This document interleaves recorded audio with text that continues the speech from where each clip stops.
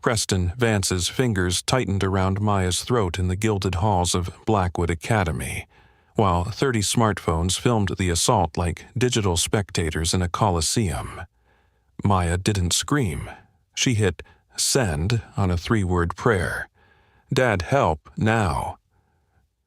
8,000 miles away, in a mud-soaked war zone, Navy SEAL Elias Thorne saw the screen glow. He dropped his rifle, abandoned a $1 million mission, letting his career burn.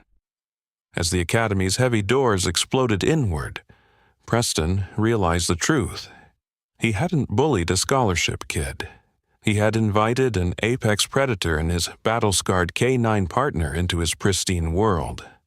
The humidity of the Philippine jungle was a physical weight, a wet wool blanket that pressed against Elias Thorne's skin until every breath felt like drinking through a straw.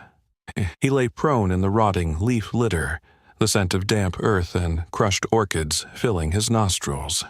Beside him, Samson, a 90-pound German shepherd with ears like radar dishes, was a statue carved from shadow and grit. They didn't need words. They didn't even need hand signals anymore. Elias felt the low, sub-audible vibration in Samson's chest, a warning. Someone was moving through the tree line, 300 yards out. Elias adjusted his grip on the HK-416, his finger resting just outside the trigger guard. His movements were surgical, a byproduct of 20 years in the teams. But the synergy between him and the dog was something older, something primal. Samson's breath was synchronized with his own, a rhythmic cadence that kept them both anchored in the kill zone. They had shared everything. The freezing winters of the Hindu Kush, the blinding dust of the Sahel, and the jagged shrapnel of a roadside IED that had left identical scars on Elias's shoulder and Samson's flank. They were two halves of a single weapon, tempered in the same fire. The mission was high value. A ghost in the jungle, a financier of chaos. Elias had been hunting him for 6 months. He was seconds away from the culmination of half a year of sweat and blood when the encrypted burner phone in his chest pocket gave a sharp, staccato vibration. It shouldn't have been on. It was reserved for one person, Maya. Elias didn't hesitate. He rolled onto his side, breaking cover, a move that would have been suicide if his perimeter hadn't been secured by his own hand. He pulled the phone. The screen's glow was a blinding white needle in the green gloom. "Dad, help! Now!" The 3 words hit Elias harder than any bullet ever had. He didn't check the coordinates. He didn't call for extraction. He didn't even look back at the target zone where his objective was likely stepping into the crosshairs. He stood up, his joints popping like dry wood, and looked at Samson. The dog was already up, his golden eyes fixed on Elias, reading the shift in his handler's heart rate. The mission was dead. The father was awake.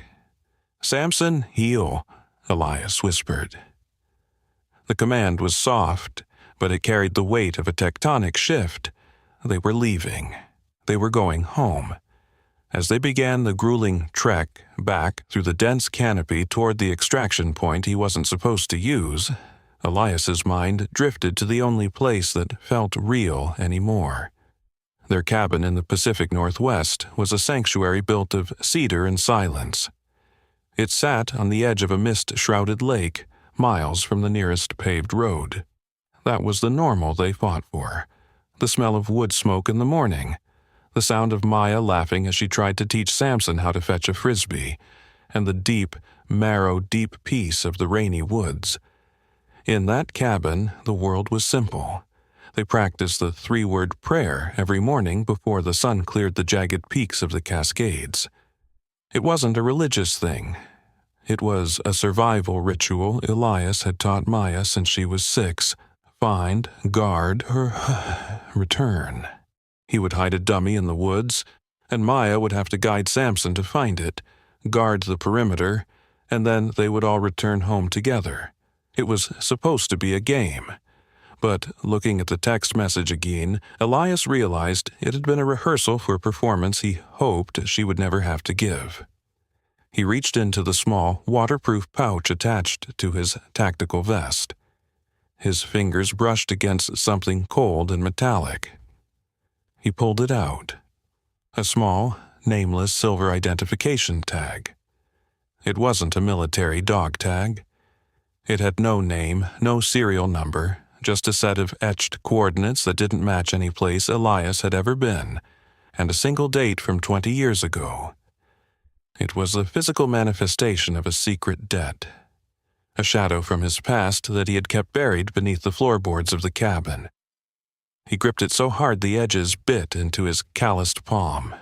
He didn't know if the trouble at Blackwood Academy was connected to this silver sliver of his past, but the darkness in his gut told him the piece of the PNW was a fragile glass ornament, and it had just been shattered. The transition from the jungle to the sterile, pressurized cabin of a private transport plane was a blur of adrenaline and cold calculations. Elias stripped off his mud-caked fatigues, replacing them with a charcoal gray suit that hid the lines of his body and the holster at his small of back. Samson sat at his feet, his head resting on Elias's knee. The dog could sense the shift, the warmth that usually defined their bond. The gentle ear scratches, the shared pieces of jerky, had been replaced by a cold, vibrating intensity. "She's in trouble, Sam," Elias murmured, his voice sounding like gravel grinding together. Samson let out a low whine, his tail thumping once against the cabin floor. Elias spent the flight staring at the silver tag. He remembered the night he'd received it. The rain slicking the streets of a city that no longer existed on any map, and the man who had handed it to him with a bloody hand. "When the bill comes due, Thorne, it won't be you who pays it. It'll be the thing you love most." He had spent 15 years trying to outrun that prophecy. He had moved Maya to the middle of nowhere, put her in the most prestigious, most secure boarding school in the country, and surrounded himself with the best technology money could buy. But Blackwood Academy, with its stone walls and elite pedigree, was starting to feel less like a fortress and more like a trap. The plane touched down in the gray light of a North American dawn. The air was crisp, smelling of salt and incoming rain, the familiar scent of the Pacific Northwest. Elias didn't take a car service. He had a hidden cache in a rental locker near the airfield. 20 minutes later, he was behind the wheel of a blacked-out SUV, Samson in the passenger seat, his head out the window, scenting the air for familiar markers. They drove in silence. Elias watched the landscape change from the industrial sprawl of the airport to the manicured, oppressive perfection of the suburbs that surrounded Blackwood. This was a world of old money and deep secrets, a place where bullying wasn't just a playground occurrence, it was a refined tool of social engineering. As the iron-wrought gates of Blackwood Academy appeared in the distance, Elias felt his pulse slow down. This was the combat steady state. His vision narrowed, his hearing sharpened. He could feel the weight of the silver tag in his pocket, a silent reminder that his past was no longer behind him. The academy was perched on a cliffside, a Gothic monstrosity of gray stone and ivy that looked more like a prison than a school. The gates were closed, guarded by 2 men in tactical polos who moved with a discipline that suggested they weren't just campus security. They were contractors. Elias didn't slow down as he approached. He saw the way the guards shifted their weight, their hands moving toward their hips. He saw the cameras swiveling to track his plates. Most importantly, he saw the fear in the eyes of a young girl standing just inside the perimeter fence, her uniform torn, her face a mask of bruised defiance. It wasn't Maya, but it was the signal he needed. He pulled the SUV to a jarring halt inches from the gate. The screech of the tires was a declaration of war. Samson let out a single sharp bark, a sound of pure, concentrated iron. Elias didn't get out immediately. He sat there for a heartbeat, his hands gripping the steering wheel, his eyes locked on the guards. The air inside the vehicle was thick, charged with the kind of tension that precedes a lightning strike. He looked at the silver tag one last time before tucking it away. The time for prayers, three-worded or otherwise, was over. Elias opened the door. As his boots hit the gravel, the wind picked up, carrying the scent of the ocean and the copper tang of blood. He didn't look like a father coming to pick up his daughter. He looked like the storm that was about to level the mountain. Beside him, Samson stepped out, his hackles raised, his eyes fixed on the throat of the nearest guard. The gates of Blackwood stood between him and his daughter. For the men standing in his way, it was the worst place they could possibly be. Elias Thorne was home, and he had brought the jungle with him. The silence at the gates of Blackwood Academy didn't just break. It shattered like a sheet of ice under a sledgehammer. The two guards, men who carried the stiff, expensive posture of a high-tier private security, didn't have time to process the transition. One moment, they were the undisputed masters of this iron-bound perimeter, and the next, the air itself seemed to thin out, sucked into the vacuum of Elias Thorne's presence. He didn't shout, he didn't flash a badge. He simply stepped forward, and the physical space between them and the SUV became a kill zone. The gravel crunched under his boots with a finality that sounded like a chambered round. Samson was a shadow at his left heel, a 90-pound mass of focused, predatory intent. The dog wasn't barking. A barking dog is a warning. A silent dog is a promise. Samson's ears were flicking with the precision of radar, his nose sampling the air, filtering out the smell of expensive car wax and manicured lawn to find the one scent that mattered. The metallic, salt sting of Maya's fear. Elias felt the low, rhythmic thrum in the K9's chest, a sympathetic vibration that resonated in his own rib cage. They were back in the hunt. "Step back," the lead guard said, his hand hovering over a holstered Glock 17. His voice had a tremor in it that he tried to hide with a rehearsed authority. He was looking at Elias's suit, the charcoal gray, the tailored fit, but his eyes kept darting to the scars on Elias's hands, the white lines of tissue that told stories of knives and shrapnel. He was realizing that the man in front of him wasn't a disgruntled parent with a lawyer on speed dial.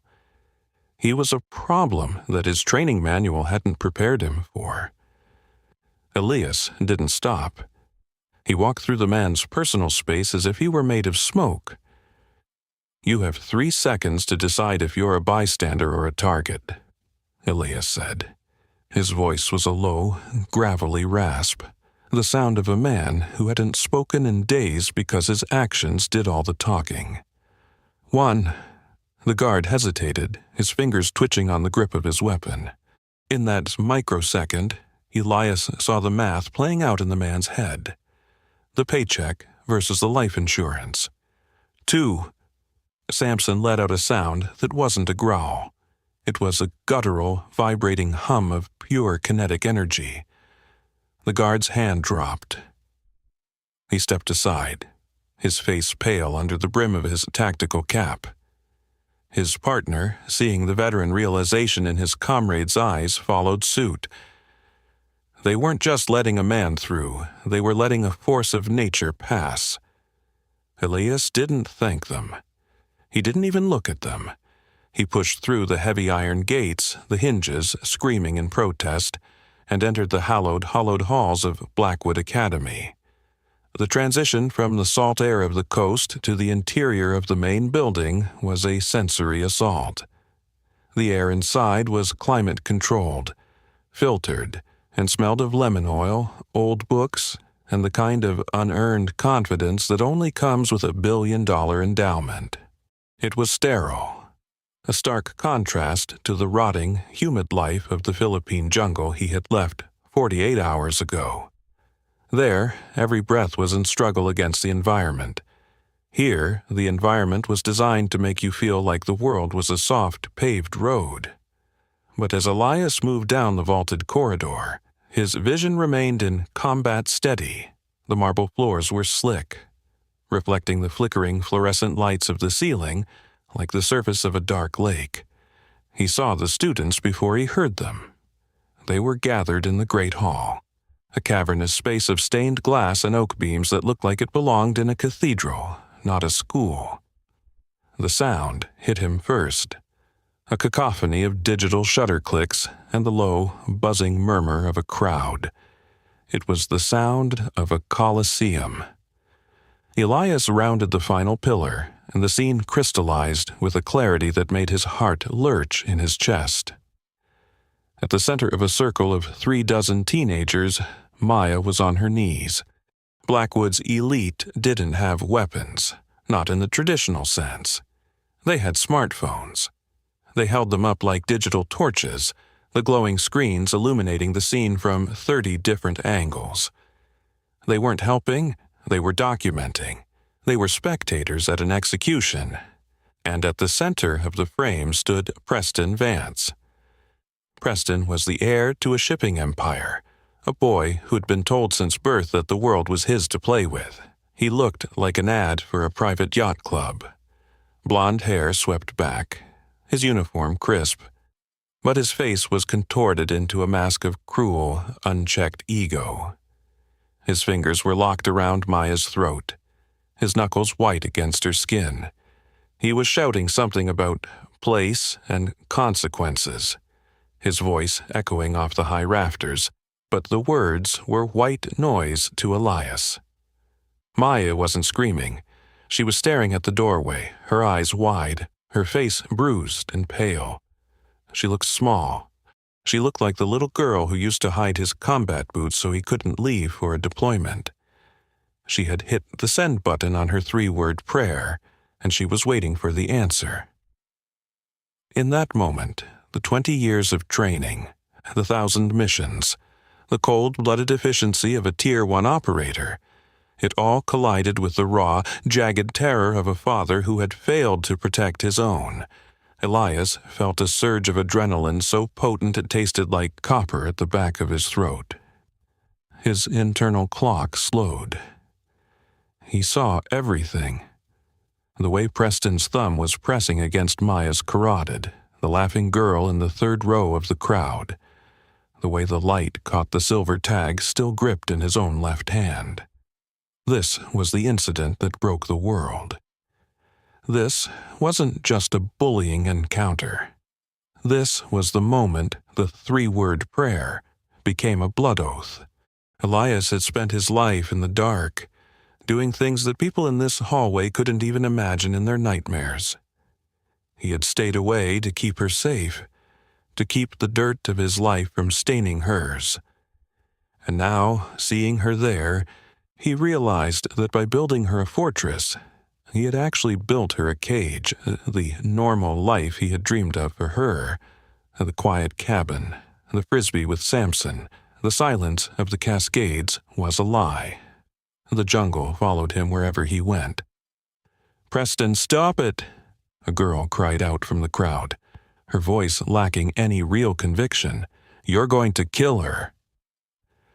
Preston didn't listen. He tightened his grip. "She needs to learn," he hissed, his eyes wild. "She needs to know what happens when you think you're one of us." Elias stepped into the circle. The pattern interrupt was total. The students nearest to him felt the temperature drop. The murmur died instantly. One by one, the smartphones were lowered, replaced by the hushed, instinctive fear of a prey animal sensing a wolf. Preston sensed it last. He felt the shift in the room's gravity before he saw the source. He turned his head, his hand still on Maya's throat. His eyes met Elias's. Elias didn't look like a savior. He looked like an end. His charcoal suit seemed to absorb the light of the hall, making him a void of shadow in the center of the marble. Samson moved to a guard position, his body coiled like a high-tension spring, his muzzle inches from Preston's leg. The dog's growl was so low it was felt in the floorboards. "Let her go," Elias said. The words were soft, barely a whisper, but they carried more authority than 1,000 screamed orders. Preston laughed, a high, nervous sound that cracked midway through. "Who the hell are you? This is private property, security." Security is busy reconsidering their career choices, Elias said, taking a step forward. "Hey, my name is Elias Thorne. I'm her father, and you are 2 seconds away from finding out why that's the worst news you've ever heard." Preston's ego, fed by a lifetime of insulation, didn't let him retreat. He tightened his grip on Maya's throat in defiance. "You're the scholarship kid's dad? The one who's always away? You're a nobody. My father owns this school. I could have you erased by—" Elias didn't let him finish. He moved. It wasn't a sprint, it was a transition of physical states. He was across the distance in a heartbeat. He didn't strike Preston. Instead, he reached out and gripped the boy's wrist. He applied exactly 4 pounds of pressure to a specific nerve cluster, a technique designed to bypass the brain and talk directly to the central nervous system. Preston's hand flew open as if it had been shocked. He stumbled back, gasping, his face turning from arrogance to pure, unadulterated shock. Maya slumped to the floor, coughing, gasping for air. Elias didn't go to her immediately. He couldn't. Not yet. He stood between her and the world, his back to her, a human shield. He looked at the circle of teenagers, the digital coliseum that had been ready to watch a girl die for a viral clip. "Record this," Elias said, his voice ringing through the hall, cold and sharp as a scalpel. He held up the silver tag, the nameless identification tag from his past. He saw a man in the back of the crowd, a tall, older man in a charcoal suit similar to his own, but with a lapel pin that shouldn't be there. The man's eyes widened as he saw the tag. That was the loop closing, the ghost in the jungle, the debt he thought he was outrunning. It wasn't just a threat. The man in the back of the room was Arthur Vane, the director of security for the entire Blackwood estate, and the very man who had handed Elias that silver tag in a rain-slicked alley in Sarajevo 20 years ago.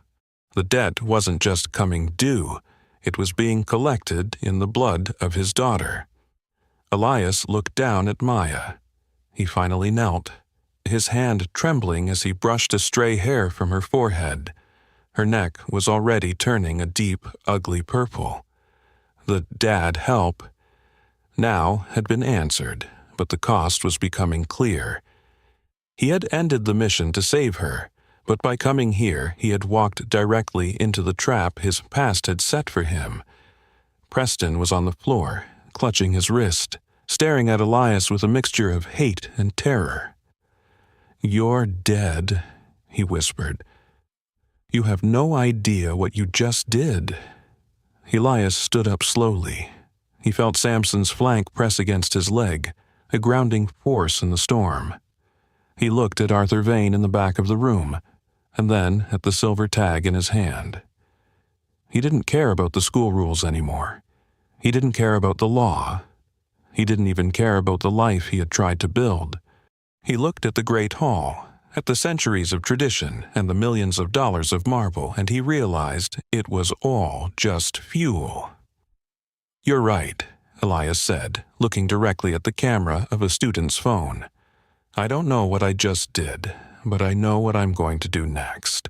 He reached out and picked Maya up in his arms, her head resting on his shoulder. Samson took the point, his teeth bared at the crowd, carving a path through the silence.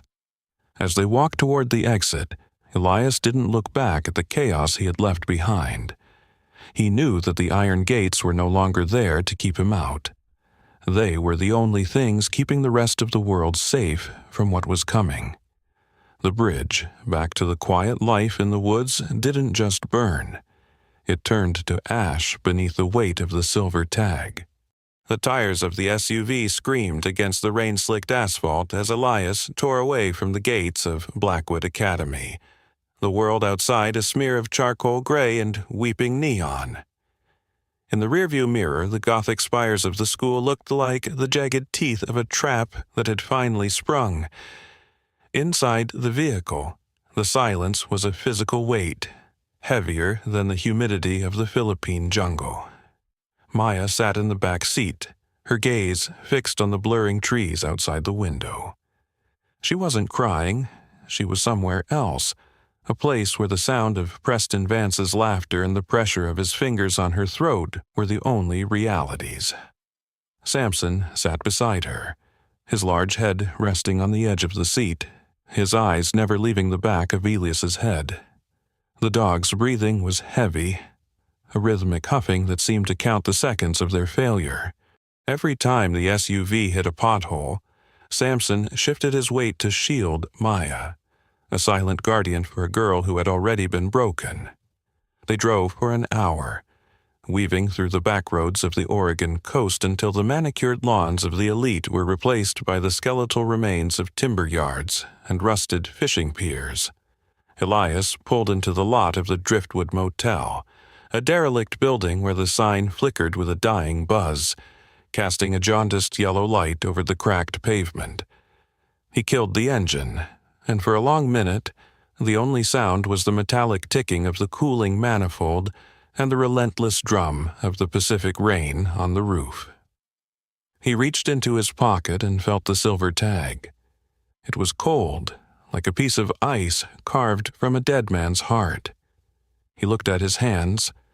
The knuckles were split, the skin gray and papery.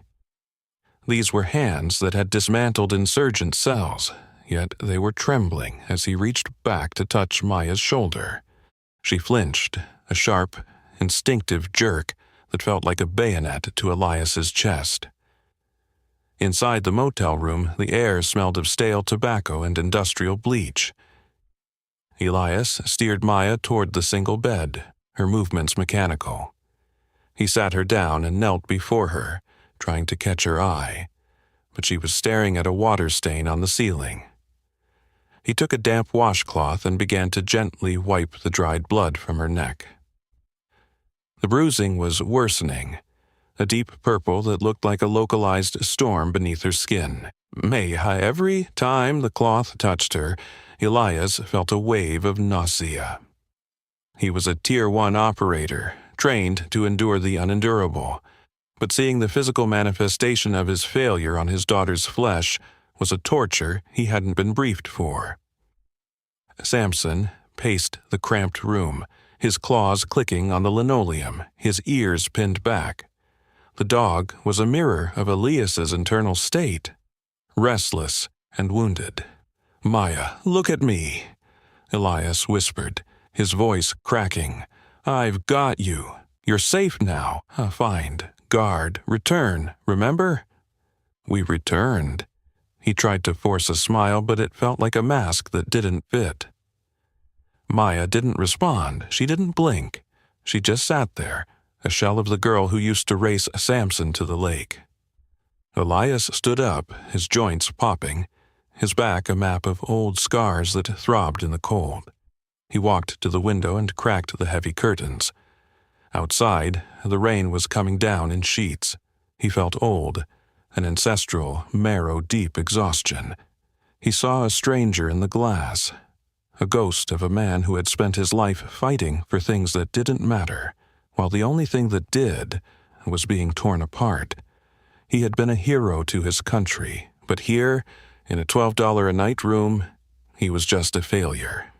He pulled the silver tag out and stared at it. Sarajevo, 2004. A botched extraction. Arthur Vane had been the handler, the one who gave the order to leave the local informants behind. Elias had protested, but the mission came first. Vane had handed him this tag later, a token of understanding, a reminder of the debt Elias owed. For 20 years, Elias thought he had outrun it. He thought the cabin in the woods was his reward.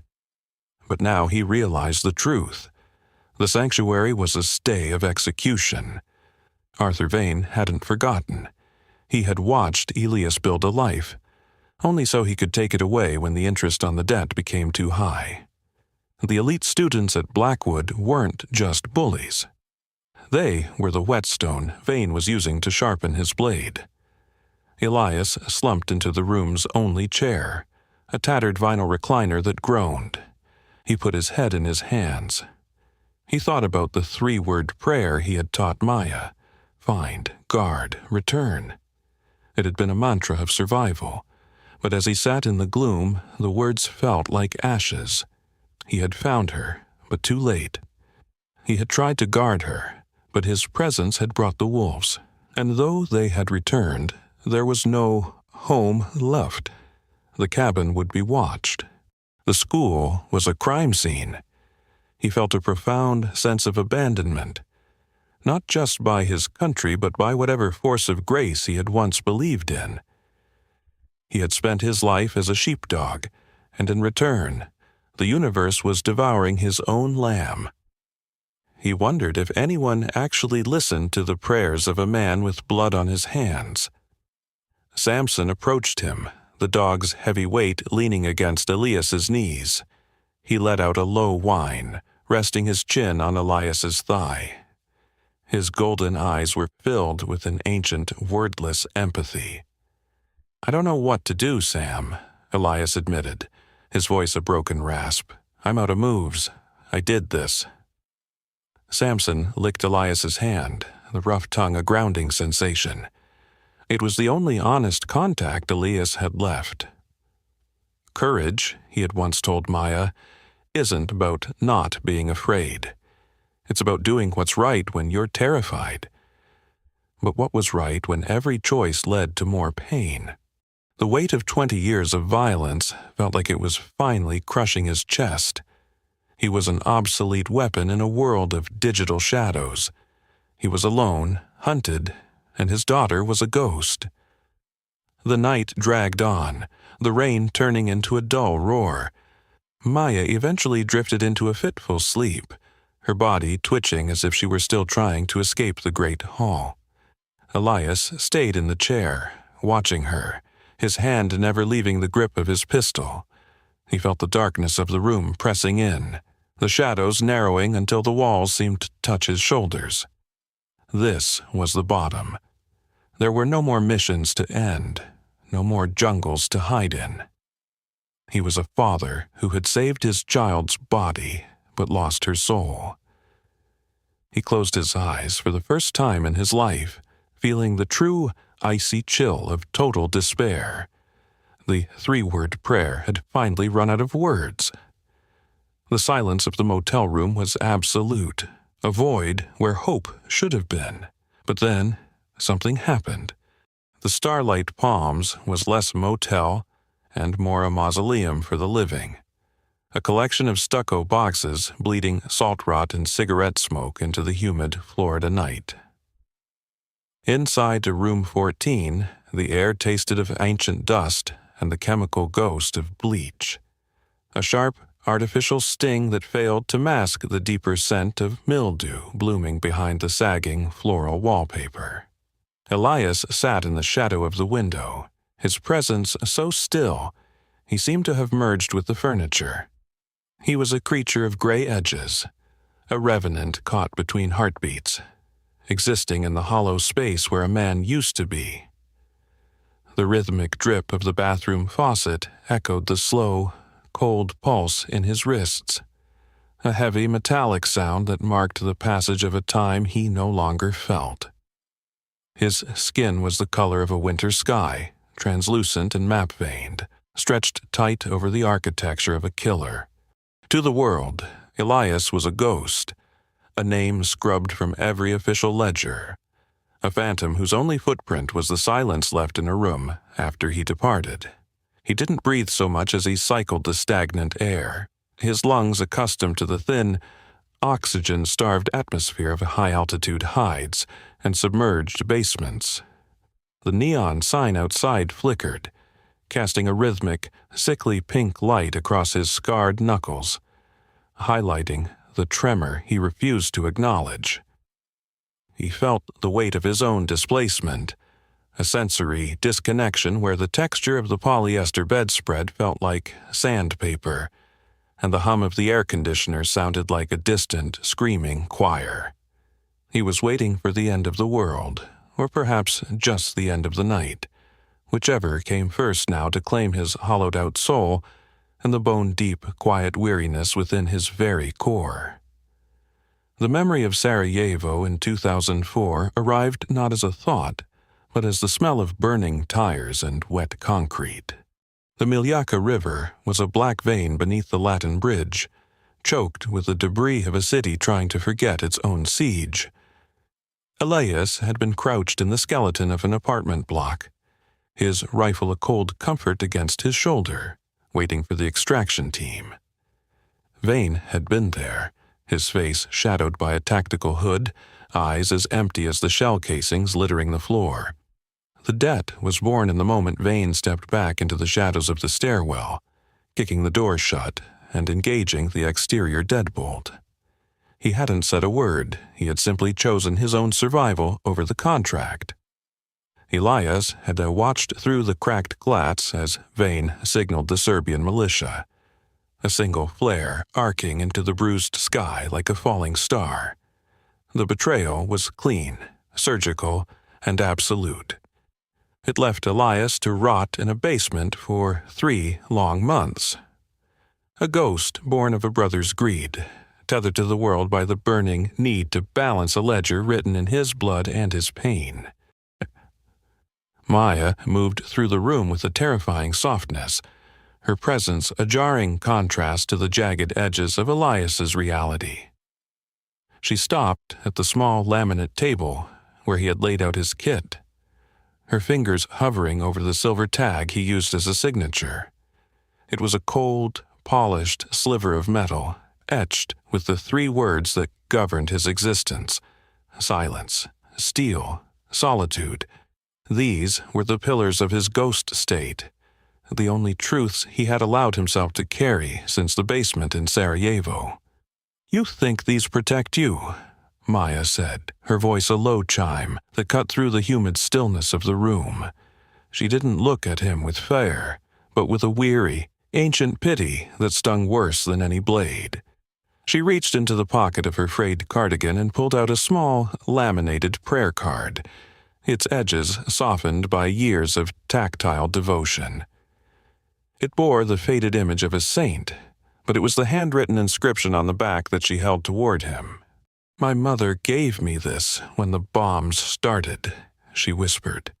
"She told me there is a 4th word, one that breaks the other 3. Elias looked at the card, then at the silver tag. The metal was heavy, a burden of his own making, representing the ice in his veins and the dark he called home. Maya's card was light, a mere scrap of paper, yet it seemed to anchor her to the earth in a way he couldn't comprehend. "Love," she said, the word hanging in the air like a challenge. "It's the only thing that isn't a debt, Elias. It's the only thing that doesn't require a signature in blood." He wanted to laugh, to tell her that love was a luxury for the living, not for ghosts who traded in lead and shadows. But as her thumb brushed the silver tag, pushing it aside to lay the prayer card in its place, he felt a strange, terrifying heat in his chest. Her 4th word felt like a violation of his 3. An intrusion of light into a space he had spent 2 decades darkening. She wasn't offering him salvation. She was offering him a weight he didn't know how to carry, a vulnerability that felt more dangerous than Vane's betrayal. It was a jagged, unwelcome hope that threatened to undo him. Suddenly, the heavy drumming of the Florida storm ceased. The transition was instantaneous, a vacuum of sound that made the ears pop. Outside, the black clouds curdled and tore, revealing a sliver of moon that cut through the grime of the window like a silver blade. This was the spark, the moment where the sensory decay of the starlight palms shifted into a crystalline, high-definition reality. The yellowed curtains were no longer just fabric. They were tapestries of history. The smell of the air changed from rot to the sharp, ozonic tang of the coming tide. Light flooded the room, turning the dust motes into a swirling galaxy of gold. Elias felt the ghost within him shiver. For a fleeting second, the disconnection vanished, and he was truly anchored to the floor. The world was no longer a gray lure. It was a vivid landscape, demanding total, terrifying presence and soul. The moment of clarity vanished as tactical instinct took hold. Elias moved with a fluid, mechanical precision that bypassed thought. He reached for his heavy vest, the Velcro tearing with a sound like a gunshot in the silence. He slid the ceramic plates into place, the weight settling over his shoulders. He didn't look at Maya, but he felt the prayer card pressing against the silver tag on the table. He checked the action on his sidearm, the metallic slide clicking home. 1 magazine, 2, 3, slotted into the webbing with ease. He pulled the thermal optics over his eyes, the world turning into a landscape of heat and cold. The ghost was gone. The hunter had arrived. He checked the charge on the door, the plastic explosive a gray putty against the frame. His breath was steady now, a slow engine. He counted the heartbeats of the men in the hallway, 3 of them, their heat signatures glowing through the cheap wood like dying suns. He gripped the detonator, his thumb hovering over the switch. This was the ledger being balanced. This was the debt being collected.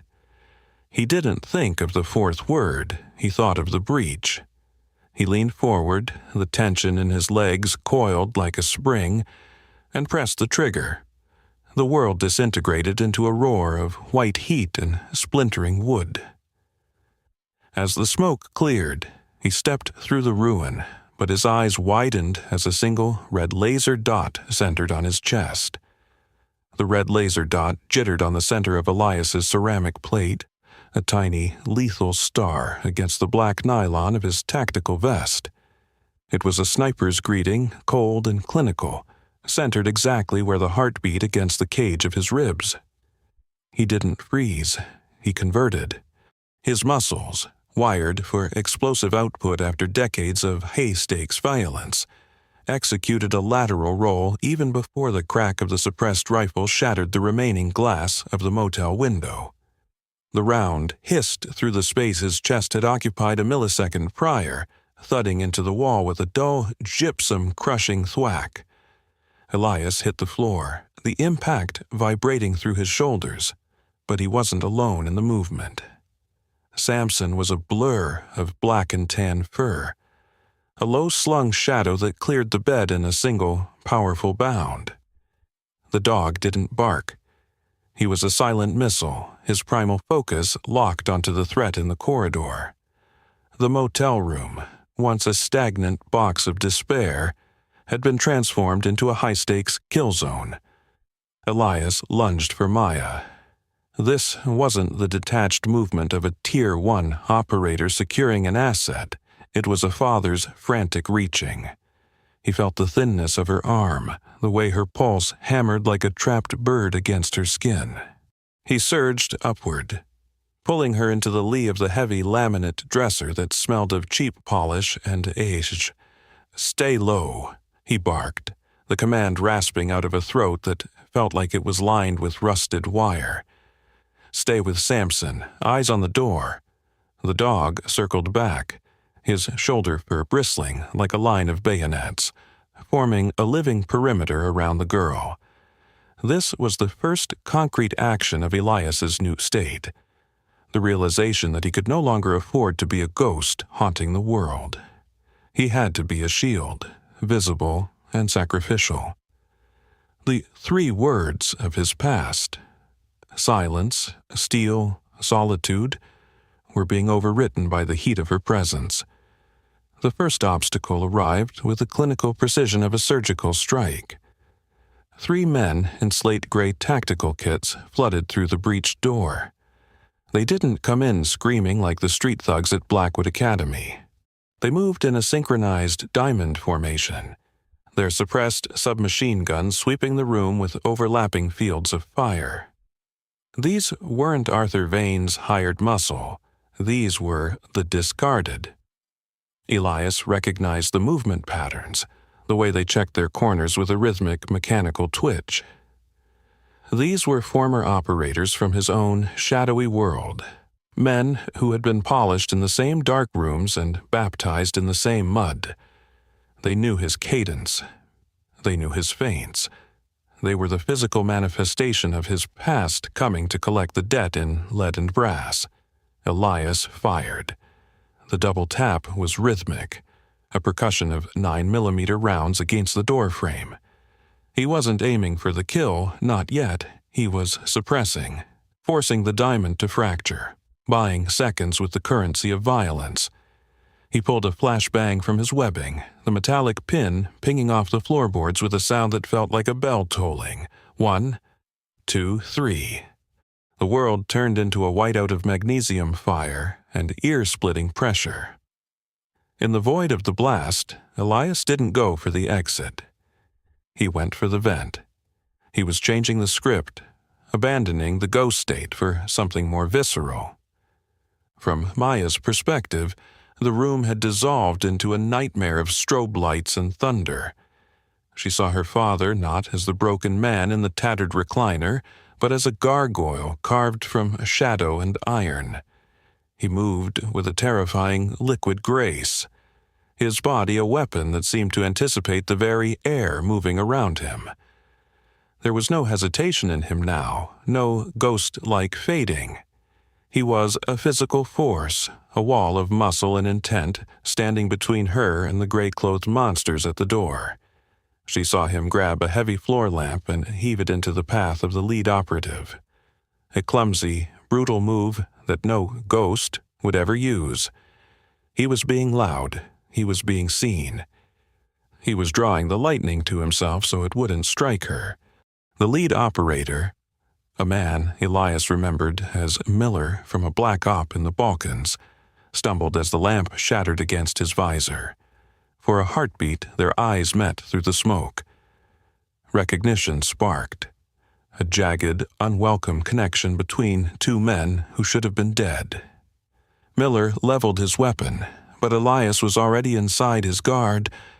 He drove his palm into the base of Miller's chin, the crack of bone echoing over the ringing in their ears. It was a desperate, ugly struggle, stripped of the elegance of the training manual. Elias felt the grit of Miller's tactical vest against his knuckles, the hot breath of a man who wanted him buried. He wasn't fighting for a mission anymore. He was fighting for the 4th word that Maya had placed on the table. He was fighting for love, and it made him more dangerous than any ghost could ever be. Suddenly, the perspective shifted to the rooftop across the alley. Arthur Vane stood in the rain, his silhouette framed by the glowing neon of the Starlight Palms sign. He watched the thermal feed on a handheld tablet, his face a mask of cold curiosity. He saw the heat signatures in room 14 dancing in a chaotic ballet. He saw Elias Thorne, the man he had molded into a phantom, breaking every rule of the craft. Elias was staying too long. He was being too defensive.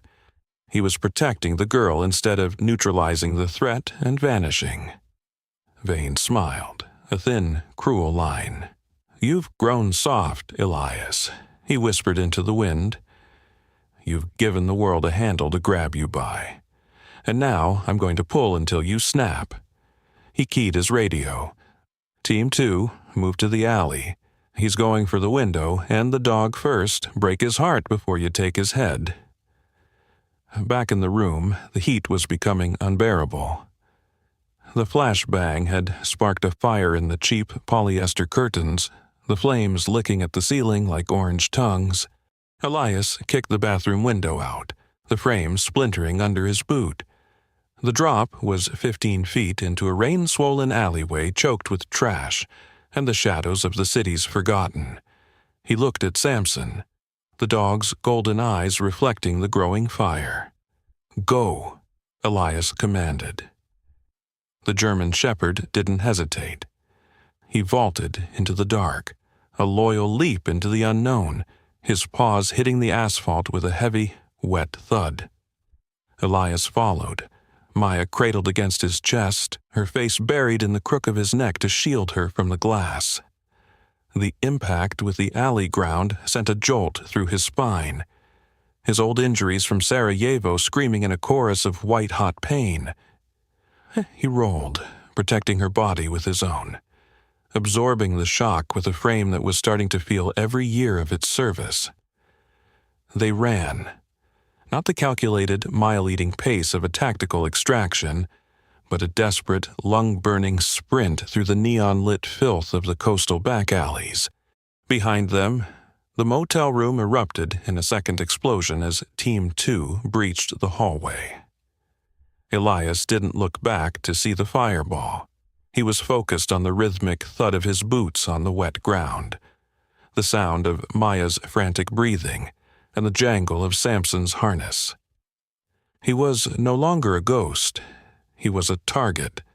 He had traded his invisibility for her safety, throwing away 20 years of shadow work in a single violent act of fatherhood. His knuckles were split, his lungs were on fire, and the silver tag in his pocket felt like it was melting into the prayer card. He pulled them into the shadow of a rusted dumpster near the timber yards, his chest heaving as he tried to stabilize his breathing. He reached out and touched Maya's cheek. His hand was shaking, a tremor of adrenaline and pure, unadulterated fear. But for the first time in his life, he didn't try to hide the weakness. He looked at the blood on his hands, the dark smear of the breach mixing with the industrial grain of the alley. He was different. The ice that had protected him since Sarajevo was gone, replaced by a searing, frantic heat that demanded action. He wasn't just surviving the night. He was initiating a war. He was no longer the phantom waiting for the end of the world. He was the storm coming to claim it. He checked his primary magazine, 6 rounds left, 2 in the spare. He looked at Samson, the dog's ears pinned back, his eyes scanning the perimeter with a lethal intensity. They were cornered between the roar of the Pacific Highway and the cold, black reach of the sea. Vane's professionals were closing the circle, their laser sights cutting through the rain like red needles. Elias had stepped out of the shadows and into the light of his own redemption, but the light was a bullseye. He looked at the flickering lights of the city ahead, a labyrinth of digital eyes and steel traps designed to catch men like him. He had started the walk. He had taken the first step of the 4th word, but the path was narrow and the shadows were hungry. He felt the cold rain soaking through his gear, the weight of the debt still hanging around his neck like a millstone. He had chosen to be more than a ghost, but the world he lived in was still built of shadows and blood. He stepped out from behind the dumpster, his eyes hard, his grip on his weapon firm. He was walking into the light, even if it was a target. He was a father, a warrior, and a man who had finally found something worth dying for. But as the first siren wailed in the distance, and the red dots began to find his chest again, the silence of the alley felt absolute. The rain fell in heavy gray sheets, turning Blackwood Yard into a labyrinth of shifting shadows and slick mud. Elias Thorne pressed his back against a stack of raw-cut hemlock, scent of pine and grease sharp in the air. Beside him, Samson was a coiled spring of muscle. The dog's ears twitched at high-frequency sounds Elias couldn't yet distinguish from the roar of the storm. To the north, the river was bloated. To the south, Vane's contractors closed the perimeter, their tactical lights cutting through the downpour like eyes of predatory insects. Hey, for Elias, this was the ultimate test. Realization that courage now had to walk on 2 legs and 4, no longer for a mission, but for a family. Elias, Vane's voice crackled over the PAA system, distorted by the wind. You're dragging this out. You were the ghost. You taught us that sentiment is just a weight. Look at you now, drowning in the mud for a ghost of a different kind. Is she worth the price of your survival? Elias reached into a hidden pocket of his tactical vest. In his left hand was a silver tag, bearing the 3 symbols of his former life: silence, steel, solitude. This tag represented 15 years of being a weapon with no heart. In his right hand was the prayer card Maya had given him. It was crumpled and damp, the image of a guardian spirit fading into the paper. On the back, in her messy scrawl, was a single word: love. The contrast was a physical weight. The silver tag felt like a shackle, a reminder of the vacuum he had once called freedom. The prayer card was a tether to a future that terrified him. He looked at Samson. The dog's amber eyes were steady, reflecting the lightning, devoid of fear and full of an ancient loyalty. Samson didn't care about the ghost or the 3 words. He cared about the man standing next to him. Elias felt a sudden, sharp clarity wash over him. The 3 words had protected him, but they also kept him dead. He stood up and walked from the shadows toward an industrial wood chipper. With a deliberate motion, he dropped the silver tag into the metal throat of the machine and watched it vanish forever. Silence, steel, and solitude were gone. He tucked the prayer card into his sleeve, letting the weight of the 4th word rest against his skin. Samson, track, Elias whispered, the command low and rhythmic. The dog took off like a bullet through the mud. Elias followed, not as a predator hiding in the dark, but as a father reclaiming his world. He headed straight for the industrial control hub at the center of the yard. He breached the heavy steel door with a single, thunderous kick. 2 guards turned, rifles half raised, but Elias moved with veteran efficiency. He slammed one man into a hydraulic lever and used a joint lock to hurl the second into the sorting pit below. Elias grabbed the main override handle and locked his eyes on the monitors. "Vane!" he yelled into the intercom. "The ghost is gone. You're dealing with a father now." He slammed the lever forward, bypassing the safety governors. Outside, the yard erupted into a mechanical symphony of destruction. Massive overhead cranes swung into uncontrolled motion, their cables whistling like whips. The log release gates at the top of the incline blew open, sending hundreds of Douglas fir trunks cascading down the ramps like a wooden landslide. Vane's men scrambled as the landscape of the yard shifted in seconds. Stacks of lumber were pulverized, and the tactical lights were swallowed by the rising dust and spray of the storm. Elias and Samson moved as a single unit, navigating the shifting maze of falling timber with a synchronicity born of years of mutual trust. Courage walked on 2 legs and 4 as they dodged swinging steel and bounding logs. They reached the primary loading bay just as 3 mercenaries tried to reposition.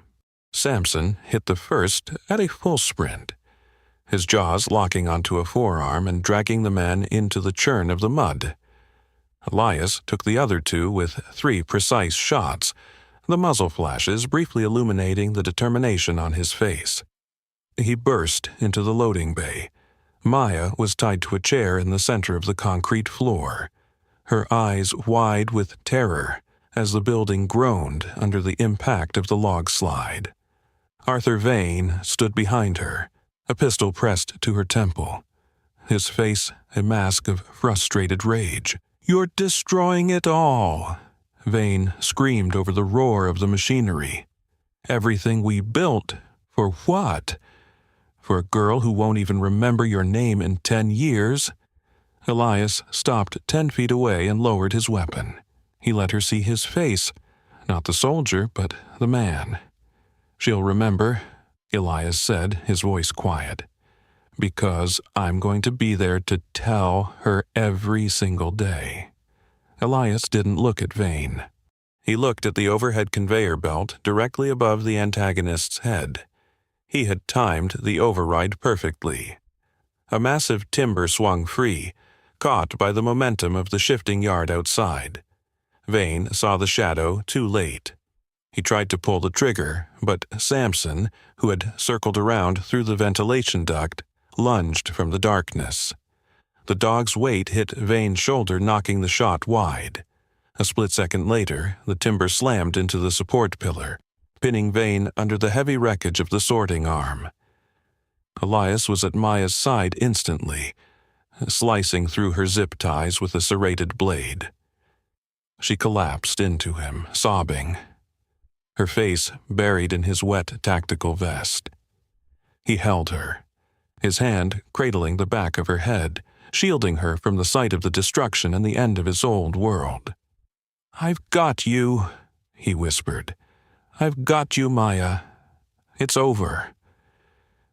He whistled, and Samson appeared from the debris, shaking the dust from his coat. The mercenaries were gone, scattered or buried. The roar of the log slade faded, replaced by the steady drumming of rain. Elias picked Maya up and walked toward the old pickup truck hidden in the tree line. As they reached the vehicle, a purple dawn broke through the clouds. Elias placed Maya in the passenger seat and wrapped a dry blanket around her shivering shoulders. Samson jumped into the back, resting his chin on his paws and letting out a sigh. Elias sat for a moment, feeling the prayer card against his arm. He turned the key and the engine rumbled to life, a steady, reliable sound. "Are we going home?" Maya asked, her voice small. Elias put the truck in gear and looked toward the rising sun. "Yeah," Elias said, "we're going home." The truck pulled away, leaving the silver tag and the ghosts behind in the mud. Through the windshield, the dawn grew brighter, painting the road ahead in gold.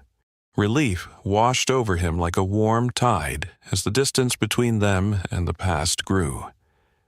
He was no longer a ghost. He was a man, and that was more than enough. The silence of the Bitterroot Mountains was not an empty thing. It was a living, breathing tapestry of rustling pines and the distant rush of a meltwater creek. For Elias Thorne, this silence was the greatest luxury he had ever known. It was a stark contrast to the staccato rhythm of gunfire and the bone-shaking roar of the Blackwood Academy explosion that had defined his final moments in the service of a government that no longer knew his name. In these high peaks, the air was thin and clean, devoid of the metallic tang of blood or the suffocating scent of cordite. Here, the world was green and gray, not the tactical black and red of his former life. Every breath felt like a reclamation of his own lungs, a slow cleansing of the smoke that had lived in his chest for 20 years. He sat on the porch of the cabin he had built with his own hands, the cedar planks still smelling of sap. In his grip was a piece of white oak and a simple bone-handled carving knife. His movements were slow, deliberate, and entirely peaceful. He wasn't stripping a Glock or priming a claymore. He was shaping the delicate wing of a mountain bluebird. For years, his hands had been instruments of destruction used to dismantle regimes. Now, they were learning the patient, forgiving a language of creation. Wood shavings fell like pale snow around his boots, covering the scars on his knuckles, and the jagged line where a shard of glass from the academy had left its mark. The world believed Elias Thorne was dead, the greatest victory of his career. When the Blackwood facility went up in a bloom of fire, The agency found enough planted biological signatures to close his file forever. General Vane was gone. His legacy of illegal wet work dismantled by the intelligence Elias had leaked to the press before the final confrontation. The explosion had cauterized a deep, festering wound in the intelligence community. Elias didn't care about the politics anymore. He was a ghost by choice, and being invisible was the only way to truly be seen by the people who mattered. "Dad, are you almost finished with that?" The voice was the anchor that kept him from drifting into the dark memories of the war. Maya stepped out onto the porch, a mug of steaming coffee in her hands, the aroma of hazelnut drifting through the air. The hollow, haunted look she'd carried after her rescue from the agency's deep-state clutches had been replaced by a quiet strength. She was his daughter, the piece of his heart he had nearly lost to the greed of men who traded in souls. Every time she called him Dad, it felt like a small, beautiful miracle, a reclamation of a title he feared he'd forfeited forever. She wore a thick wool sweater, her face glowing with the health only mountain air could provide. Elias looked up, a genuine, unburdened smile tugging at his mouth. "Nearly, Maya, just rounding off the tail feathers. A few more minutes and he'll be ready to fly." She sat in the heavy chair beside him, her presence a grounding weight. They didn't need to talk about the help message anymore, the desperate, encrypted hook that had dragged him out of his Mediterranean exile.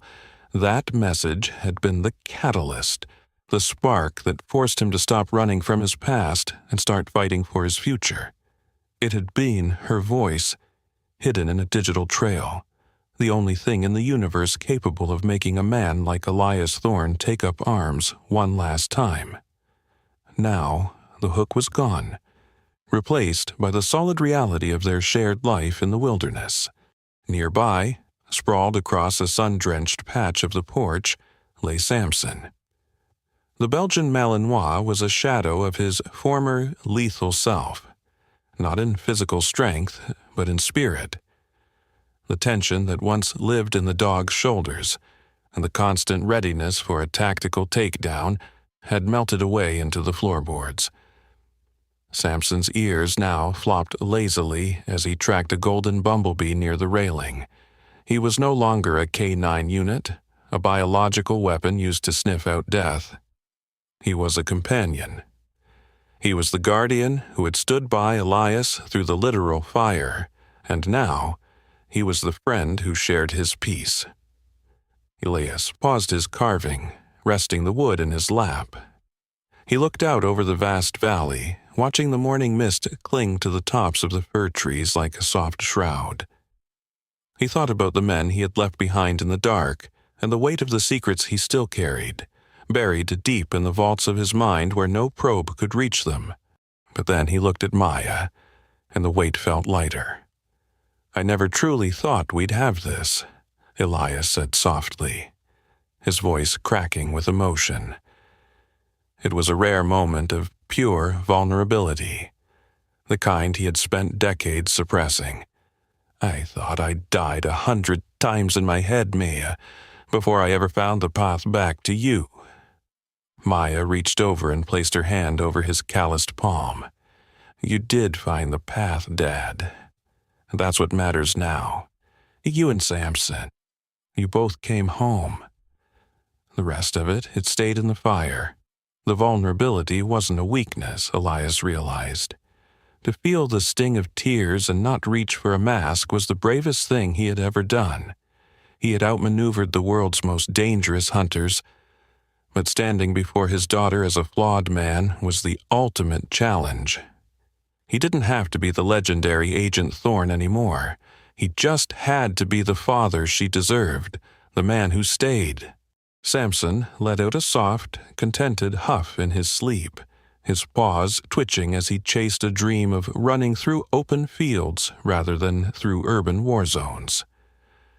The dog had transitioned with a grace that Elias studied and envied.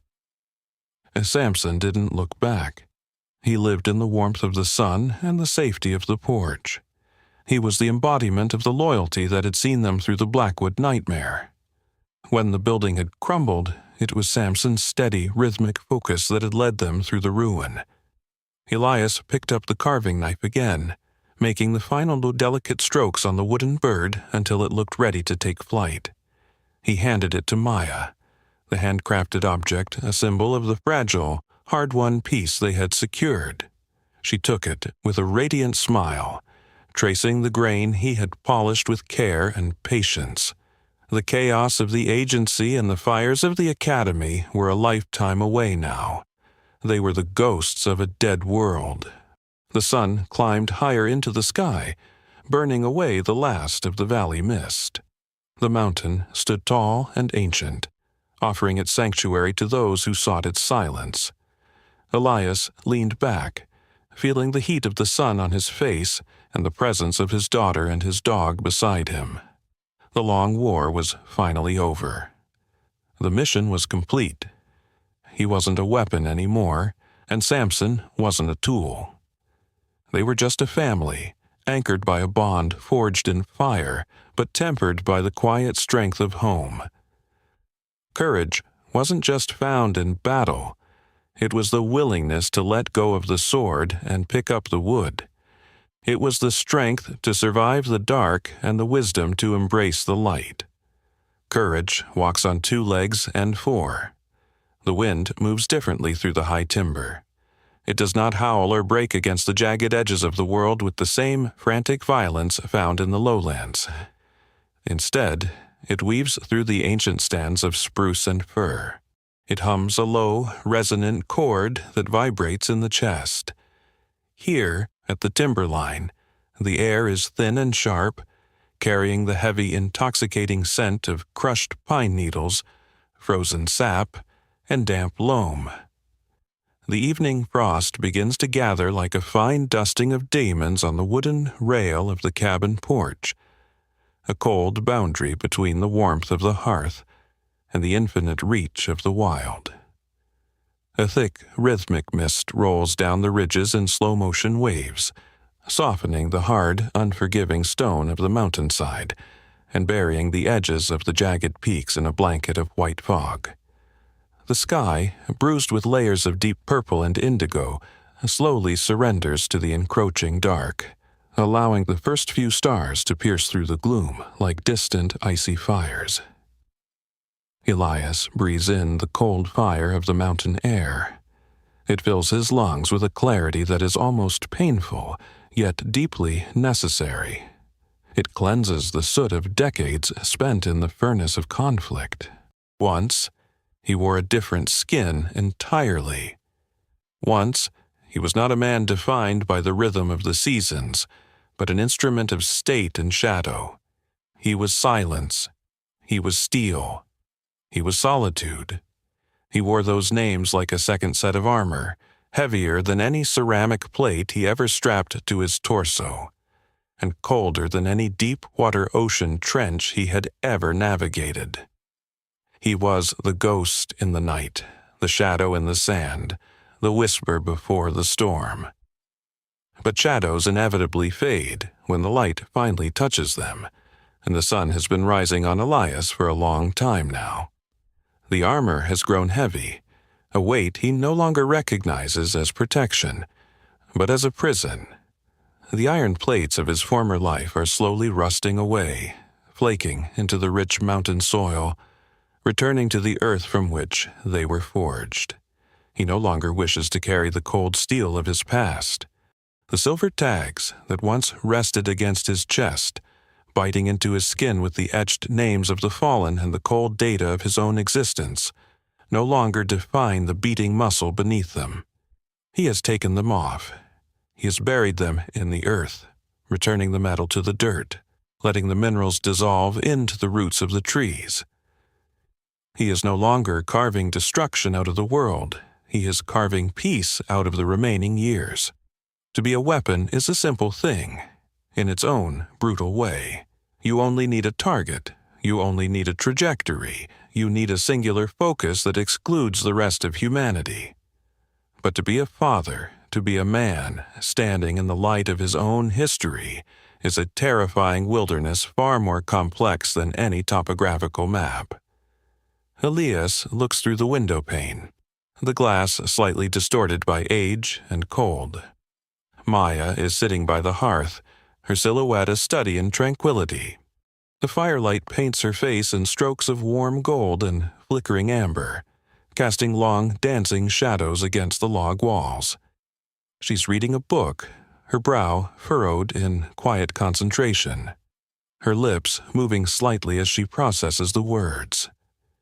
She is safe. She is untouched by the fires he once walked through, the smoke of cities he watched crumble. He watches the gentle rise and fall of her shoulders with a reverence that borders on the divine. This is the hardest mission he has ever accepted. To simply exist. To remain softly, intentionally in the present moment without scanning the tree line for threats or checking the locks for the 10th time. He turns the concept of his identity over in his mind like a smooth river stone found in the bed of a cold stream. He has been a phantom, a legend whispered in the halls of Pewer, a savior to strangers in ruined cities who never knew his name. But standing here, watching the embers crackle and pop in the hearth, he understands the gravity of becoming. Becoming is not a violent act of will. It is a slow, quiet surrender to the truth of one's own soul. It is the shedding of the uniform, the rank, the medals, and the whispered legacies. Home is not a grid coordinate on a tactical map. Home is not a physical structure built of pine and mortar, though this cabin serves as his shell. Home is the space between his daughter's smile and the quiet thumping of a tail on the wooden floorboards. It is the sudden, startling realization that he is allowed to stay. He is allowed to rest. He is allowed to be Elias, just Elias. At his feet lies Samson. The German shepherd shifts his weight, his large paws twitching slightly as he dreams, sighing deeply into the frosty air that seeps under the door. Samson's coat is thick and coarse, dusted with the silver of age around his muzzle and eyes, a living map of his own quiet battles and long marches. The dog looks up, sensing Elias's gaze.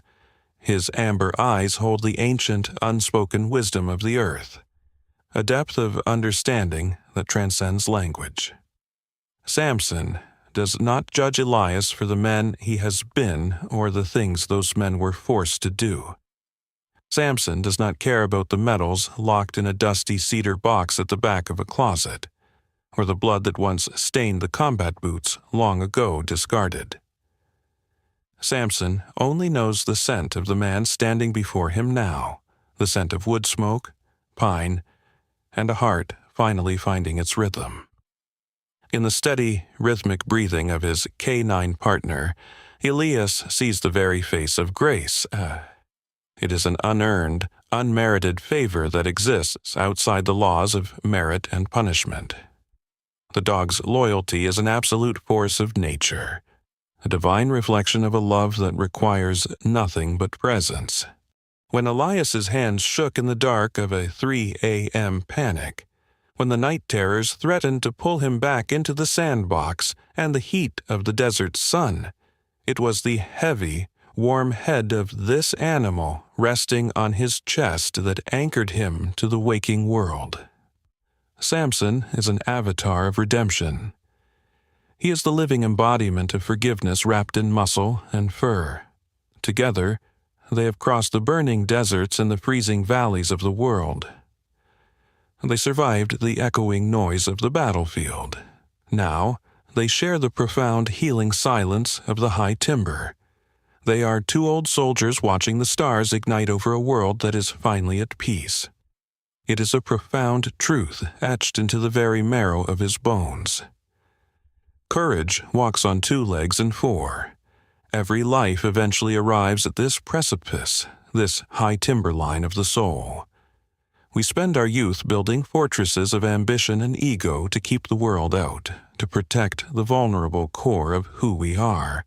We spend our middle years defending the walls, fighting battles we think define our worth. But true strength is knowing when to open the gates. True bravery is not found in the heat of battle or the roar of the crowd. It is found in the stillness of the aftermath. It is found in the willingness to let love completely dismantle the version of yourself you spent decades perfecting. Elias touches the rough wood of the porch railing. He feels the grain, the texture of the living tree that once stood where he stands. He feels the reality of the present moment, untethered from the ghosts of yesterday. He has finally found his sanctuary, not a place of hiding, but a place of healing. Redemption is not a lightning strike that changes everything in an instant. It is the slow, deliberate choice to plant seeds in the same soil where you once dug trenches. It is the quiet faith that tomorrow can be softer than yesterday. The world is desperate for this kind of quiet victory. We are all carrying silver tags of some kind, whether they are made of metal or memory. They clink against our chests in the quiet hours of the night when the house is still. They remind us of the ghosts we could not save, the paths we did not take, the versions of ourselves we left behind. We wrap ourselves in steel to avoid the sting of the world. We hide in our solitude, convinced it is the only safe place left. But the universe is constantly whispering an invitation to step out of the armor and breathe the mountain air. Grace is always waiting on the porch, patient and persistent. In your own life, what heavy armor are you still wearing? What plates of bitterness or regret are you still strapping on every morning before you face the sun? Look at the quiet moments you ignore, the small spaces of peace that are trying to reach you. What silver tags of past regrets are you clutching in the dark, refusing to let go? We reach a certain age, often when the hair begins to silver and the joints begin to ache, and the nature of the battle changes. The enemy is no longer out there in the world, in the competitors or the detractors. The enemy is the internal belief that we do not deserve peace. For those of you who have crossed the half-century mark and feel the weight of the years, look at the deep scars you carry on your spirit. You survived the deafening noise of your ambitions.